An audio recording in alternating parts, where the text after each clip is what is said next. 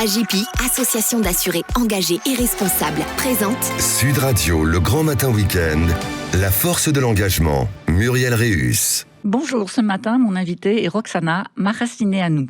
Sportive de haut niveau, ancienne ministre des Sports et depuis mars 2023, secrétaire générale de la MIPROF. Une mission interministérielle qui joue un rôle central pour la protection des femmes contre les violences et pour la lutte contre la traite des êtres humains.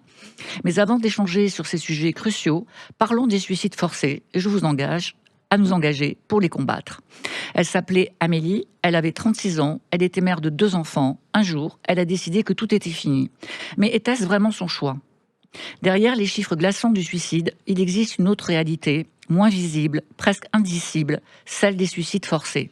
Des drames, souvent liés aux violences conjugales et familiales, qui révèlent une violence systémique que nous avons encore du mal à regarder en face. Un suicide forcé, c'est un meurtre déguisé. L'auteur des violences n'a pas besoin de passer à l'acte physiquement. Il lui suffit d'exercer une emprise totale, d'orchestrer l'isolement, de maintenir un harcèlement incessant pour pousser sa victime à s'effacer elle-même. 81% des victimes de suicides forcés sont des femmes, isolées de leurs proches, mentalement brisées, persuadées qu'elles n'ont plus d'autre choix que de disparaître. Pour la première fois cette année, la MIPROF a publié des données genrées sur les suicides et tentatives de suicide liées au harcèlement par conjoint ou ex-conjoint. Et le constat est implacable.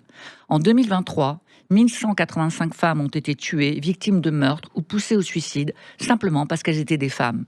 Chaque jour, en France, 3 femmes meurent sur les coups de leurs compagnons ou ex-compagnons à cause de harcèlement et les ayant conduits au suicide. Pourquoi ces drames se produisent-ils ? Parce que collectivement, nous échouons. Les institutions et les associations censées protéger les victimes manquent de moyens. Les dispositifs d'urgence sont sous-dimensionnés et trop souvent, les témoignages des femmes peinent à être pris au sérieux. En 2023, sur 6 378 demandes d'ordonnance de protection, seules 3 927 ont été acceptées. À titre de comparaison, l'Espagne en délivre 17 fois plus. Au 2 septembre 2024, seuls 884 bracelets anti-rapprochement destinés à géolocaliser les auteurs étaient actifs, contre 1024 en août, soit une baisse de 14%.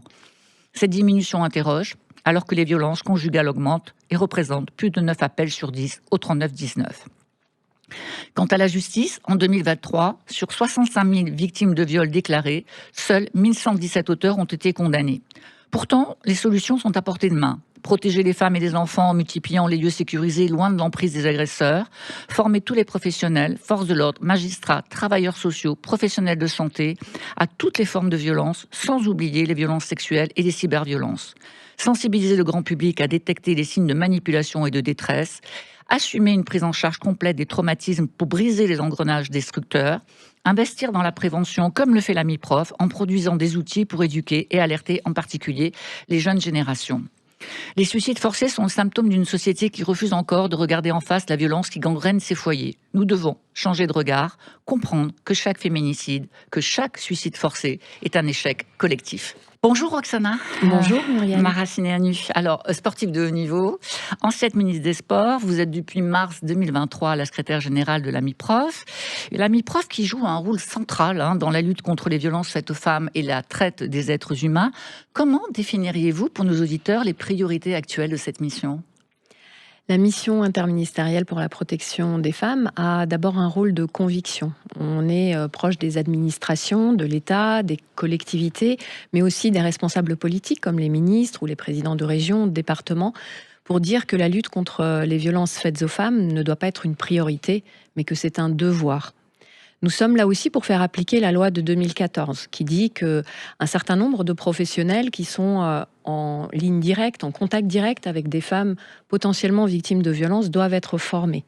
On parle là des gendarmes, des policiers qui sont susceptibles d'accueillir la parole des victimes, d'aller jusqu'à la plainte, au dépôt de plainte, mais aussi des magistrats, des greffiers, des avocats qui sont dans la partie judiciaire de ces affaires, et les professionnels de santé, les travailleurs sociaux, les éducateurs, les animateurs qui peuvent être au contact des enfants témoins de violences au sein d'un couple, mais aussi de femmes elles-mêmes victimes de violences. Et ils doivent être en capacité de repérer ces violences, d'arriver à entendre, à écouter, à avoir la bonne posture pour écouter la parole de la personne victime et derrière être en capacité aussi d'orienter ces personnes vers des associations susceptibles de les accompagner. et également de les aider à nourrir, à fournir leur dossier pour plus tard, en produisant des écrits professionnels, et je pense là aux professionnels de santé, qui doivent les aider à produire des pièces qui seront nécessaires par la suite si elles le désirent. Alors cette année, c'est la première fois que vous avez additionné des données genrées sur les suicides et les tentatives de suicide liées au harcèlement par un conjoint ou ex-conjoint. Alors pourquoi c'était important de le faire? En quoi ça change les choses? L'autre mission de la MIPROF, c'est effectivement de publier des données, puisqu'on pilote l'Observatoire national des violences faites aux femmes. Et pour arriver à agir sur un phénomène, on doit le mesurer en toute transparence, en cohérence, avec tous les différents acteurs qui sont sur la chaîne d'accompagnement des victimes. Et la MIPROF analyse, récolte et analyse et croise des données qui viennent des services statistiques de tous les ministères, avec ceux, par exemple, du 3919, de l'association qui porte le 3919, la Fédération nationale Solidarité Femmes.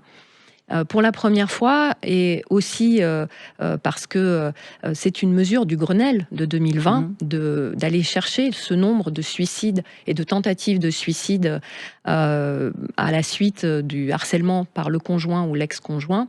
Nous avons décidé d'appeler cela des féminicides indirects, parce qu'il y avait besoin d'avoir cette transparence, de les additionner avec les féminicides, donc le fait de tuer une femme ou une fille justement parce qu'elle est femme ou fille, et d'y additionner aussi les tentatives de féminicide. On arrive effectivement à un nombre, un chiffre noir pour le coup. On passe de une femme qui meurt tous les 3 jours à 3 femmes qui meurent par jour, qu'elle ait été tuée ou qu'elle se soit tuée elle-même, ou qu'on ait essayé de la tuer, ou qu'elle ait tenté de se suicider, justement à cause de l'emprise et du harcèlement et des violences exercées par le conjoint. Alors, est-ce que ce chiffre noir dont on parle, il est encore en dessous des réalités? Parce que on exclut de ces décès les séquelles physiques, les séquelles psychologiques dans les féminicides. Donc, le chiffre noir dont on parle, plus de 1180 femmes, il est encore en dessous de la réalité. Est-ce qu'un jour, on arrivera à mesurer de manière complète et précise l'impact réel des violences masculines dans le couple? On les mesure également, puisqu'on publie un chiffre qui est, par exemple, sur l'année dernière, de 373 000 femmes qui sont victimes de violences au sein du couple. Chaque année, on publie ces chiffres sur les violences sexuelles au sein du couple, mais aussi hors du couple, subies par les femmes. Nous avons aussi des chiffres sur les violences que subissent les enfants, indirectement ou directement aussi, à cause de ces violences conjugales. Effectivement, il faut additionner tous ces chiffres pour voir l'ampleur du phénomène, mais je crois que tout le monde en est conscient aujourd'hui, que ce soit aussi les forces de sécurité qui ont une activité qui s'occupe majoritairement de ce phénomène et de ces drames, qui entendent les femmes qui viennent en parler, et également la justice qui s'occupe beaucoup et évidemment n'a pas encore résolu toutes les affaires et arrivé à suivre tout ce qui est lié aux violences aujourd'hui. J'ai le sentiment que vous êtes à peu près les seuls à dire 3,6 millions de femmes, 3 600 000 femmes sont victimes chaque année de violences. C'est vous qui avez sorti pour la première fois, me semble-t-il, ce chiffre qui nous a tous frappés de plein fouet, parce que jamais on avait évalué à ce point-là le côté endémique des violences. Oui, c'est une enquête de prévalence des violences qui a été faite par le service statistique du ministère de l'Intérieur, qu'on republie et dont on publie les chiffres chaque année, et qui dit qu'effectivement, 1 femme sur 6 a été victime de violences une fois au moins dans sa vie, à partir de l'âge de 15 ans. Alors, on a beaucoup de questions en ce moment sur les professionnels de santé, notamment sur le questionnement systématique qui est préconisé depuis 2019, vous l'avez dit, par la Haute Autorité de Santé. Pourquoi c'est difficile pour les professionnels de santé d'être dans ce questionnement systématique? Et pour nos auditeurs, ça veut dire quoi, un questionnement systématique? Beaucoup de victimes qui ont parlé des violences justement sur ces lignes d'écoute comme le 3919, comme celle qui est soutenue par le collectif français contre le viol, racontent que si dans leur enfance, quand elles ont subi des violences étant enfants, si on leur avait posé une fois la question est-ce que ça va, ça va pas bien, qu'est-ce qui se passe, est-ce que quelqu'un te fait du mal, il aurait suffi de cette question pour qu'elle puisse en parler. La Haute Autorité de Santé et sa préconisation que vous évoquez en parle de manière systématique, plus forte auprès des professionnels de santé, pour qu'ils arrivent à inclure dans le questionnement qu'ils font à leurs patients et patientes sur les allergies, les opérations, les médicaments qu'ils prennent, qu'ils arrivent à inclure une question sur êtes-vous victime ou avez-vous été victime de violence dans votre vie. Alors évidemment, la patiente ne va pas le dire tout de suite peut-être, mais le film, qui est un outil de formation pour nous et de sensibilisation à la question pour les professionnels de santé, met en scène justement un médecin qui ose poser la question, et puis finalement ce que ça déclenche chez la patiente et le fait qu'elle va enfin en parler. Donc c'est un moyen de libérer la parole, c'est un moyen aussi de mettre des mots concrets et de dire ce que la femme subit, parce que parfois la personne ne se rend pas compte que c'est quelque chose qui est aussi hors la loi, impactant pour elle. Et elle a évidemment besoin aussi d'être entendue et écoutée. Et c'est le rôle aussi d'un certain nombre de professionnels qu'il faut qu'on forme et qu'on sensibilise sans arrêt à cette question, parce que c'est eux aussi qui sont les tiers de confiance pour la police et la justice, pour produire un certain nombre d'écrits professionnels, pour prendre des photos. Quand la femme vient et qu'elle a des séquelles visibles, des bleus, des coups, tout le monde ne pense pas, et ils ne pensent pas tous à prendre des photos, à établir des certificats médicaux qui existent dans nos outils et qui permettent de consigner le récit de la victime de manière neutre, pour pouvoir ensuite, quand la femme est prête, puisque dans ce phénomène des violences et de la libération de la parole, c'est important de respecter le rythme et l'envie de la victime, même si évidemment au bout du compte on doit poursuivre le fait que cette situation s'arrête et que les auteurs puissent être sanctionnés, poursuivis. Il n'empêche que notre priorité, c'est que la femme puisse libérer la parole à son rythme, et finalement toutes les preuves qu'on peut avoir en amont, et que si ce sont des professionnels habilités et j'allais dire des tiers de confiance pour la justice et pour la police qui prennent ces informations et qui les consignent dans un dossier pour la victime, derrière ça servira de preuve si la personne souhaite aller plus loin. Alors, cette défaillance du questionnement systématique, on l'a vu dans le procès de Mazan quand même, avec toutes ces violences pendant 10 ans, avec des consultations chez des médecins régulières. Comment vous analysez ça ? Oui, parce qu'on a besoin aussi de sensibiliser plus de professionnels de santé à repérer ces violences. C'est vrai que finalement, le seul symptôme qu'on peut voir quand la personne n'a pas de coup visible ou de strangulation ou de bleu, c'est une personne qui vient consulter un médecin pour différents motifs, plusieurs fois et assez souvent. Et donc ça doit faire tilt dans la tête ça doit être une des alerte. professionnels pour dire allons plus loin et posons cette question pour enclencher la discussion autour de cette situation de violence. Mais c'est vrai que beaucoup de professionnels nous disent se sentir encore illégitimes à poser la question, encore trop seuls. Et donc nous, notre rôle à la MIPROF, en lien avec les conseils des ordres des différents professionnels, en lien aussi avec les collectivités qui accueillent ces professionnels de santé sur leur territoire et qui ont aussi souvent une politique de lutte contre les violences à mettre en place, eh bien, nous devons être là pour les rassurer, pour leur donner les outils et les contacts nécessaires pour qu'ils comprennent que c'est pas parce qu'on leur a confié ce secret que derrière, ils ne sauront pas quoi en faire. Au contraire, il y a toute une cartographie d'acteurs qu'on doit leur donner, locaux, qui sont susceptibles d'accueillir ces personnes une fois qu'elles ont libéré la parole.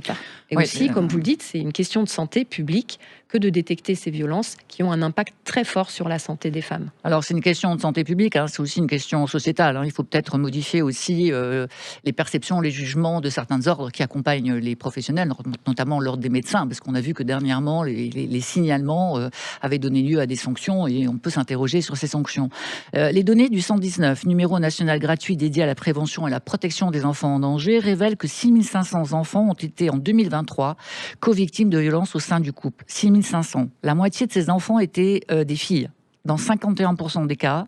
Et dans près de 7 cas sur 10, l'auteur des violences est le père ou le beau-père.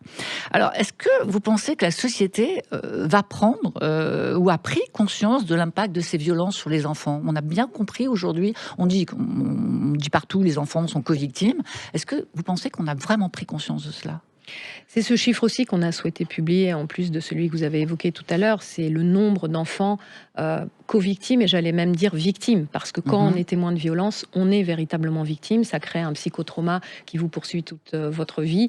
Ça crée aussi des conséquences évidemment au niveau de la santé pour ces enfants. Et ce cycle des violences, il faut l'arrêter parce que c'est aussi un cercle vicieux où derrière, il va y avoir des personnes qui ont été témoins, qui peuvent devenir elles-mêmes auteurs ou elles-mêmes victimes, justement, en reproduisant ce qui a été vu et connu. Et c'est très important que ces enfants puissent être extraits de ces situations de violence et accompagnés, je ne vais pas dire soignés, mais qu'on soigne le psychotrauma qu'ils ont subi pour que derrière aussi ce cycle de la violence puisse s'arrêter. Et puis au-delà de ça, il y a un impact aussi parce qu'on est aussi à l'aune, je l'espère, d'une redéfinition des relations entre les filles, les femmes et les hommes et les garçons. Et c'est important aussi pour des enfants qui ne vivent pas forcément ce type de violence, de leur expliquer aussi, de faire de la pédagogie et de la prévention pour que cela n'arrive pas, en leur parlant aussi de la manière d'entrer en relation peut-être différemment avec les personnes avec qui ils souhaitent rentrer en relation. Alors, cette notion de pédagogie elle est extrêmement importante. Bien sûr qu'il faut améliorer la compréhension du consentement, notamment auprès des jeunes générations. Et alors, l'éducation à la vie affective et sexuelle, pourtant reconnue comme un levier essentiel, justement, pour prévenir les violences, pour promouvoir l'égalité des genres et pour travailler sur cette notion de compréhension du consentement, se heurte à de très nombreuses oppositions. Il y a 15% des écoles qui l'appliquent, alors que c'est une loi qui a été votée il y a de très nombreuses années. Réticence de certains parents, opposition d'associations conservatrices, rejet par certains par certains responsables politiques. Quelle est votre position, vous, sur ces résistances ? Alors c'est vrai qu'il y avait cette obligation d'un certain nombre d'heures à faire dans le cadre scolaire, mais il n'y avait pas de programme défini jusqu'à aujourd'hui. Il y a eu un travail énorme qui a été fait par le Conseil supérieur des programmes, un programme qui a circulé entre tous les ministères. Aujourd'hui, il est encore sur le bureau du futur ou de la future ministre de l'Éducation. Et nous, fortement, évidemment, à la MIPROF, on y a contribué parce que c'est un programme très intéressant qui va de la maternelle jusqu'à la terminale, qui engage toutes les matières qui vont pouvoir aborder le sujet de la lutte contre les violences, de l'égalité. Et prévenir aussi en parlant de prostitution, du viol, mais aussi avant tout ça, évidemment, puisqu'au plus jeune âge, on ne va pas parler de ça, on va parler de la relation et de comment on entre en relation, de l'intimité qu'il faut respecter par rapport à son propre corps et de l'intimité, et du respect qu'on doit avoir de l'autre quand on rentre en relation.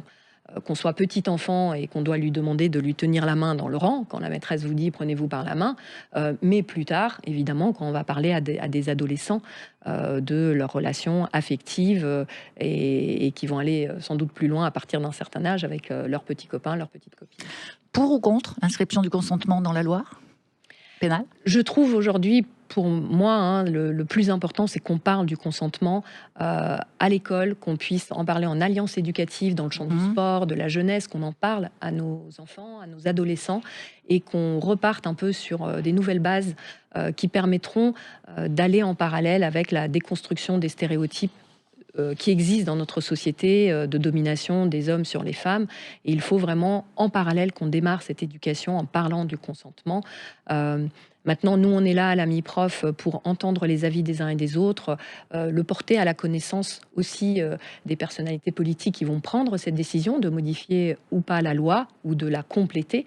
En tout cas, nous, on a cette position d'expertise où on écoute les avis de tout le monde, y compris des parlementaires qui vont travailler sur ce sujet de l'introduction, du rajout du non-consentement dans la loi. Merci beaucoup, Roxana. Je rappelle, vous êtes la secrétaire générale de la MIPROF. Il faut garder un site en mémoire, le vôtre, évidemment, pour regarder effectivement tous les outils de sensibilisation que l'on trouve qui sont très intéressants. Il y a beaucoup de films, donc je vous engage à les regarder.